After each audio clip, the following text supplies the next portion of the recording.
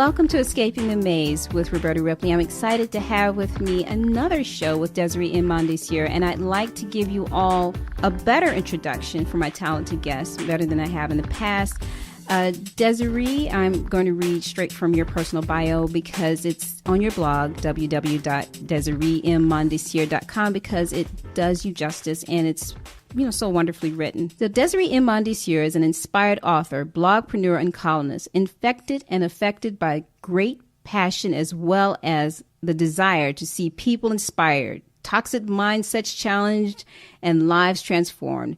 She has had her nose in books since before she could remember, and a pen in hand since she was 7 years old, composing her first fairy tales. After attending Oral Roberts University, Desiree began her freelance career and launched her own virtual writing and editing company, Desired Assistance, in 2010. She has been running her business ever since and has since branched out with a consulting branch entitled I Subcreate for literary, book, business, and ministry consultations. Over the years, Desiree has gained an increasing extensive background in writing. She is currently the managing editor for GospelToday.com, where she pens the column Godly Government, so named after her ebook Godly Government and Other Works, as well as the Hostess List column based on her lifestyle blog at thehostesslist.com. She is also the author of Kingdom Mandates, Faith and the Imagination, and How to Write Fiction That Doesn't Suck. Her work has also been featured in Shulamite, Women Community Magazine, Extant Magazine, Chicago Prophetic Voice, Denim Fashion Magazine, Boudoir Fashion Magazine, and numerous guest blog pieces. I'd like to welcome again Desiree Mondesir. Thank you so much for joining me again. And today's topic is going to be about How I Fell Prey to Jezebel, one of her new release ebooks that will be released this November. Am I correct? Yes, ma'am. Okay. So first of all, what inspired you to write this book? Well, this book is actually a combination of various pieces I've written over the past few years on the topic of Jezebel. And so it starts with the name brand post, if you will, How I Fell Prey to Jezebel, and includes other of my top pieces, such as Jezebel is my BFF. Just a lot of things that have started to make me a little bit well-known, if you will. Well, I'll say somewhat known in the blogosphere. And it's just my own life experience, Mm-hmm. It's my own life experience. And when you're a writer, that's what you do. You write. And it gives people a way to connect to not only you, but to understand different things they themselves are going through. So that's why I wrote it. Yeah. So when you talk about the Jezebel spirit, and we had Desiree and I, if you listened to our shows before, we had a 3-hour show that's broken up into 3 different shows so everyone can listen to it at their leisure on escapingthemaze.com. And it's also posted on Desiree's site, www.DesireeMMondesir.com, where we talked extensively about Jezebel. But give me a little bit of background about Jezebel and how we know it can affect, in terms of bigger spectrums of government. We know we can find Jezebel in our churches. We know we can find Jezebels even in, maybe ourselves, our own behaviors. But give us a breakdown of who Jezebel was biblically and how you found her in your life personally and how most people find her in their lives. Mm-hmm. Well, biblically speaking, you find the specific name of Jezebel, if you will, in 2 separate places. The first being the book of 1 Kings, trailing on into 2 Kings, and that's Queen Jezebel, who is the wife of Ahab, the absolute most wicked man in all of, I don't know about every man ever in Israel, but every king in Israel. He is literally the most wicked man.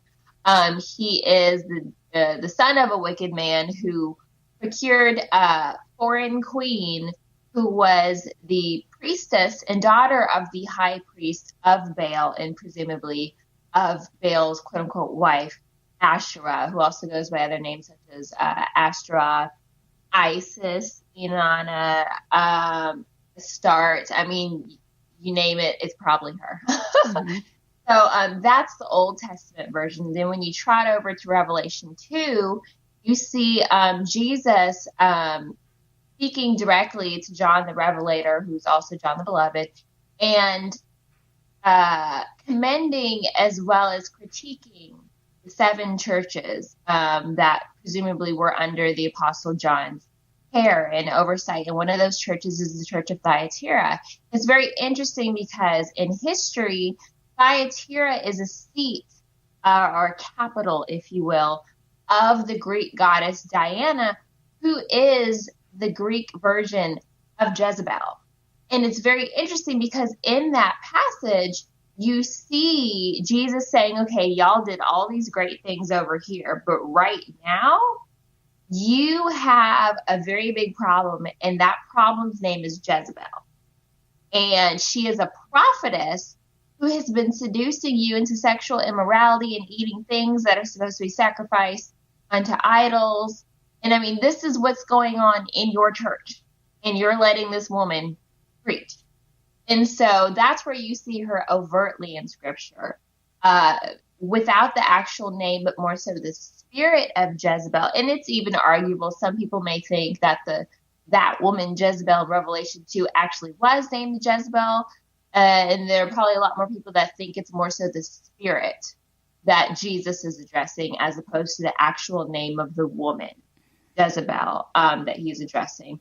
Also, you see it in the family of Herod. You see it in Absalom, when people often refer to the spirit of Absalom. It's just the male version of the spirit of Jezebel. But I want to be clear in that Jezebel is no respecter of gender. So there are men who can exhibit the spirit or host this spirit, but just based on the trait of the spirit and how it operates, it's more, how do I say? It works better with feminine characteristics. And the flip side of that coin is Absalom, which works better with the male characteristics. But either one, I mean, it's pretty much the same spirit. And so you can see it at various places in Scripture. And so in my own life, well, you know, everything we experience, we have to see that through the lens of Scripture.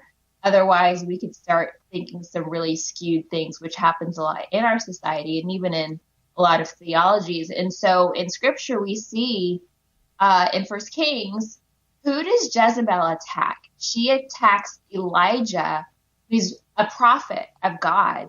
She attacks all of the other prophets to the point where Elijah thinks he's very literally the onlyest one, if you will, the only prophet or maybe even Jehovah worshiper in all of Israel. She attacks the prophetic. She attacks leadership, godly leadership. She attacks worship and the altar of God, and she attacks all of these various things. When you look at Herodias, the wife of Philip, who was actually previously married to his brother, she attacks John the Baptist, who is another prophet. Unfortunately, she does succeed in the death threat that she sent against Elijah, you know, and she actually does take John the Baptist's head, you know, in the Gospels. And so that's who this spirit attacks. The spirit attacks the prophets of God. And I'm not saying that I'm walking in the office of the prophet, but I will tell you that I know that that's what I'm called to eventually at some point. And so there's always going to be sort of a, you know, for one spirit, there's always going to be a counteractive. So where you see the spirit of Jezebel operating somewhere, you're going to see the spirit of Elijah somewhere being opposed. You know, when you see Jesus, there's going to be Satan working somewhere, you know? Mm-hmm. So there's always going to be, Bishop Tudor Bismarck says it something like this, to every kingdom and apostolic mandate, there is to every demonic mandate, I could be misparaphrasing this, Okay. but every demonic mandate, there's a kingdom and apostolic mandate driven by a prophetic process to counter and replace that demonic system. So that's what you're seeing at place. And I've seen that at place in my own life, starting from childhood, from infanthood, if you will, infancy. And so I've seen it in various people, some even in my own family, and some in people I thought were friends, acquaintances at college. And so I've seen it in various places. And it's a battle that you're going to have to deal with your entire life when you are called to ministry at a certain level. And even when you see a lot of these ministers fall, whether it be temporarily or just completely swayed and seduced in the falsehoods, I can pretty much assure you that you're seeing the spirit of Jezebel operating somewhere in the background. You look at someone like Bishop Carlton Pearson, a man who I honor for the things he's done as far as advancing the gospel, even in America and in the African American community and on an international level. He's a picture of someone who's been seduced by Jezebel.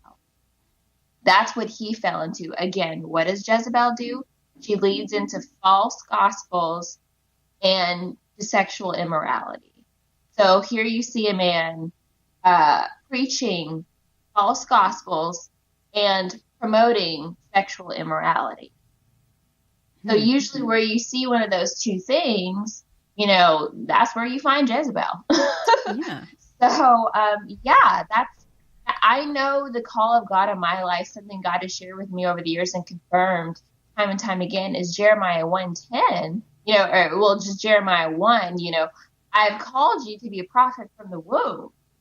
And so when you have that kind of calling on your life, whether it be the gifting or the office, that spirit is going to come against you, whether you be a true intercessor, a true worshiper, a true prophet, that spirit is going to come against you. And so it would behoove us to look to scripture to understand how to deal with the spirit. And also, I remember hearing something. I was listening to another ministry, and it was the individual who was the minister was talking about how he was trying to counsel someone who was dealing with the spirit of, now this is a little different, but I'm making a point. He was the spirit of possession. And he would ask for people within the family, the church family, to pray for this person. Because this had happened long a time when this person was a child, that they were brought into something that they had no control over. They were adopted, names were changed, a lot of things were done, contracts made, on that physical, spiritual level. And they were saying, and this person was a person who was I think at the time as an adult, they were practicing Christian. And the question was being asked, I'm not sure if it was angrily or just he sensed concern. They say, well, how could this happen to this person? They're a Christian. Shouldn't this not happen to this person? They're a Christian. They should be able to, that should have protected them. And we don't know what this young person's Christian life was. We just know that they had this problem that they began to recognize, maybe even particularly as they became stronger in their faith, it became more apparent to them. But the point is that you think if you're a Christian, shouldn't you know the Jezebel spirit when you see it? I'm playing devil's advocate here, no, for lack of a better word. Shouldn't you know it? And shouldn't you be protected against it? How is that speak to the seductiveness of the spirit, or how would you? Yeah, it does. That's an extremely valid question, because in the broader sense,